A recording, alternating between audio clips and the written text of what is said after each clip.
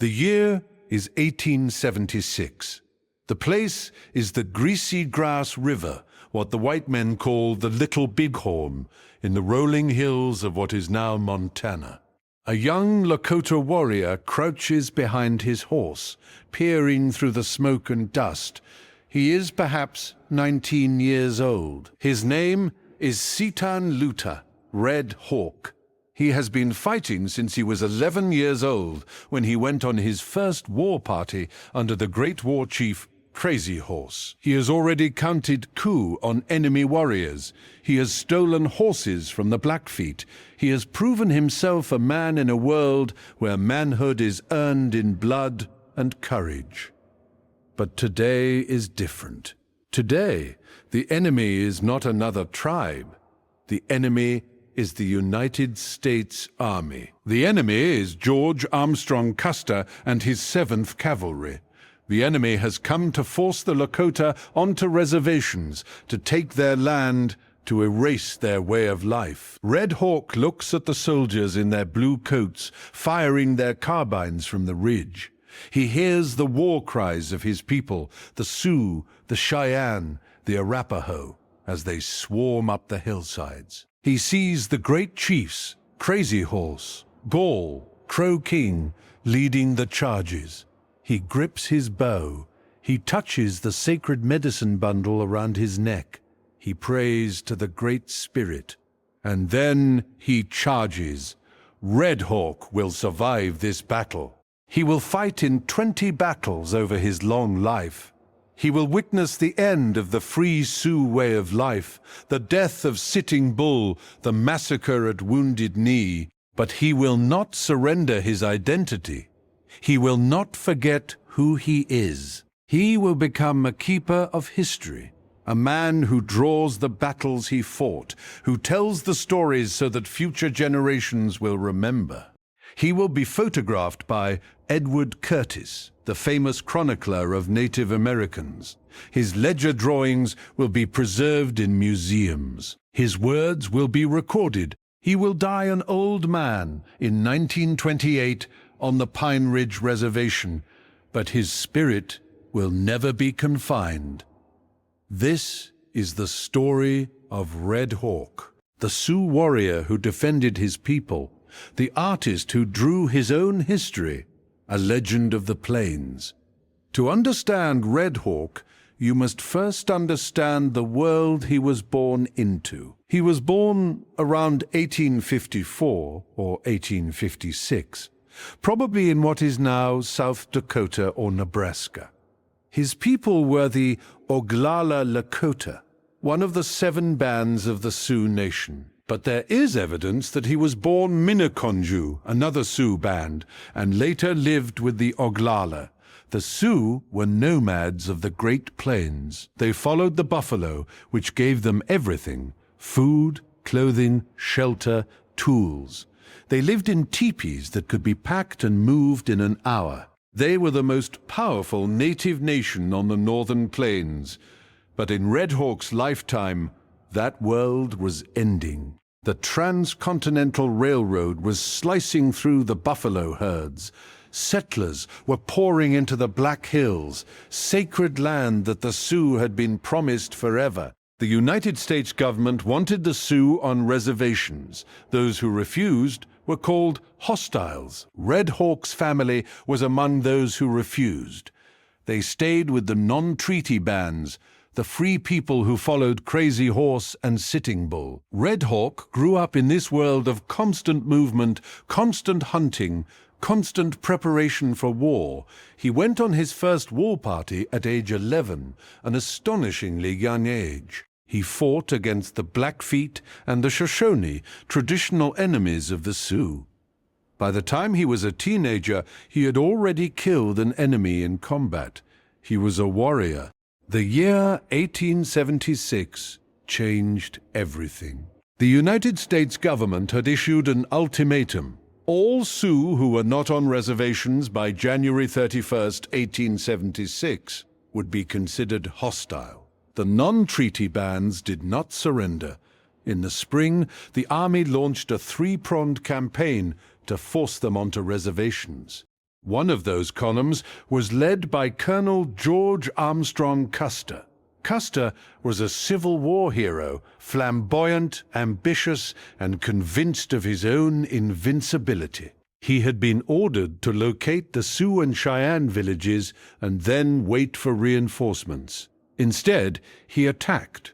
On June 25, 1876, Custer divided his regiment and charged into the largest gathering of native warriors ever assembled on the plains, perhaps 1,500 to 2,000 fighting men. Red Hawk was among them. He was with the Oglala, fighting alongside Crazy Horse. The battle was chaos. Custer's battalion was surrounded on a ridge. The warriors charged again and again. Red Hawk later recalled, "The soldiers made a desperate fight. They were surrounded, but they did not surrender. We lost many warriors." It was not an easy victory. The battle lasted perhaps an hour. When it was over, Custer and every man in his immediate command, over 200 soldiers, were dead. Red Hawk survived. He took a captured cavalry horse as a trophy. He would keep that horse for years. But the victory at the Little Bighorn was bittersweet. The army did not retreat. It returned with more soldiers, more resources, more determination. Within a year, Crazy Horse had surrendered. Within 5 years, Sitting Bull had surrendered. The buffalo were gone. The free life was gone. Red Hawk was part of the bands that fled to Canada in 1877, 7/8, seeking refuge with Sitting Bull. He married a Minneconjo woman there, but Canada could not sustain them. In 1880, Red Hawk surrendered at Fort Keogh in Montana. He became a scout for the army, a common path for former warriors. He helped persuade his brother Iron Thunder to surrender.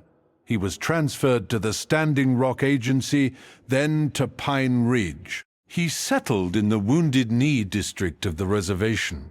He became a headman, a leader of his community. He served as an Indian policeman.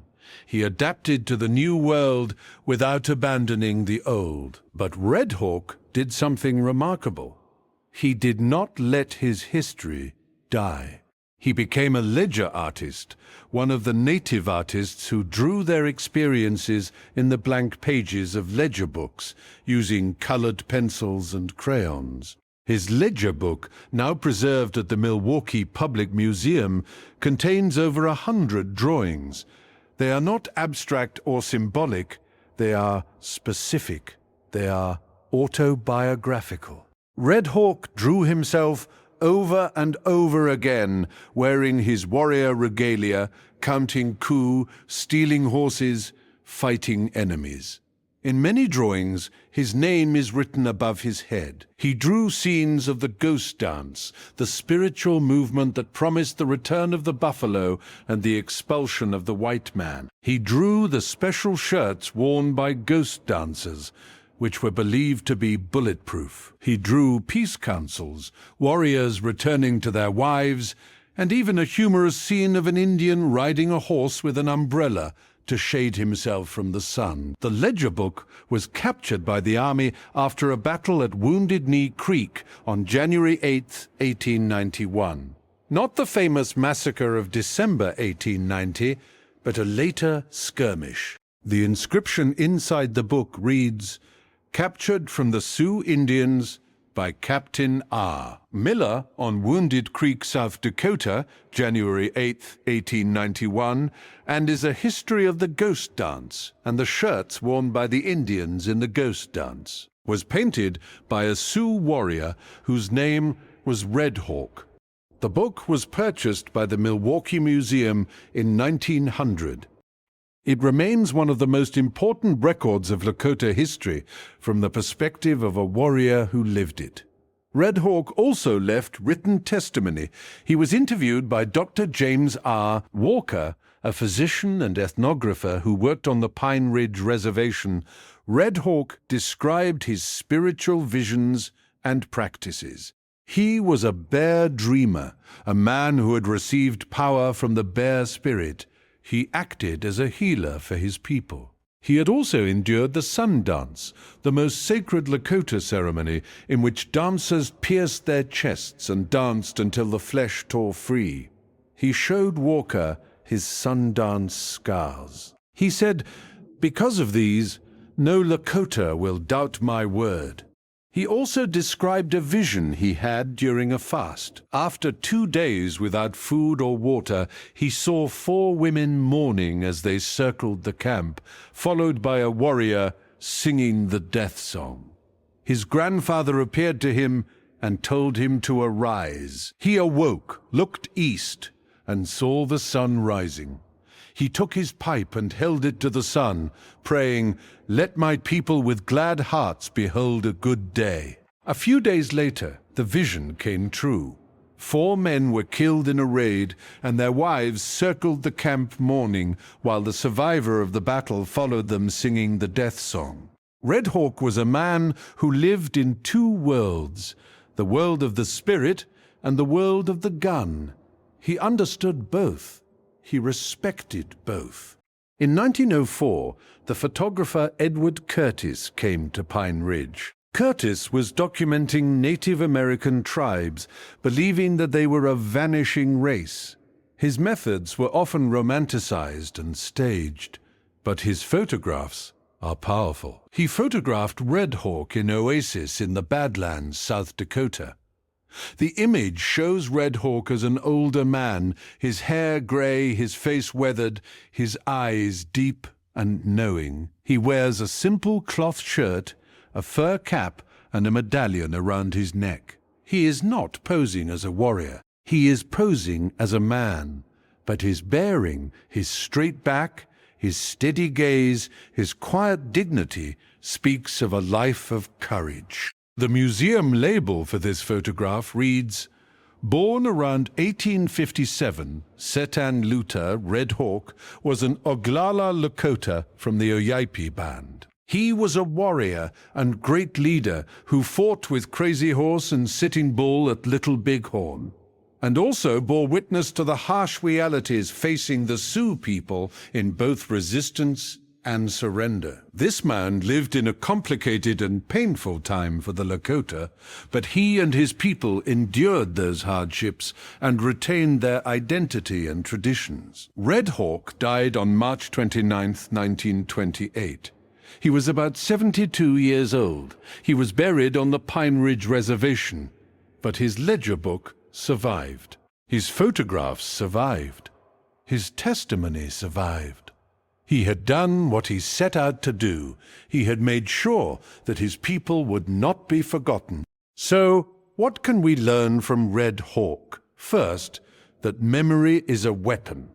Red Hawk knew that the U.S. government wanted to erase native culture. He fought back not with a gun, but with a pencil. He drew his battles. He recorded his visions. He told his story. Those drawings and words outlasted the soldiers who tried to silence him. Second, that adaptability is survival.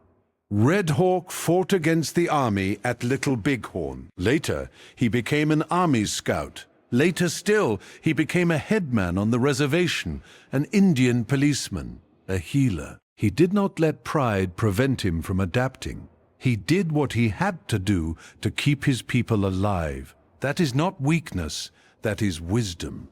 Third, that a warrior's greatest duty is to witness.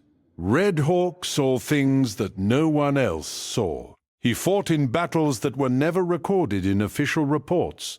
He experienced the ghost dance, the surrender, the reservation years. He could have kept silent. He chose to speak. He chose to draw. He chose to witness. Because of him, we know things we would otherwise not know. Fourth, that the spirit cannot be conquered.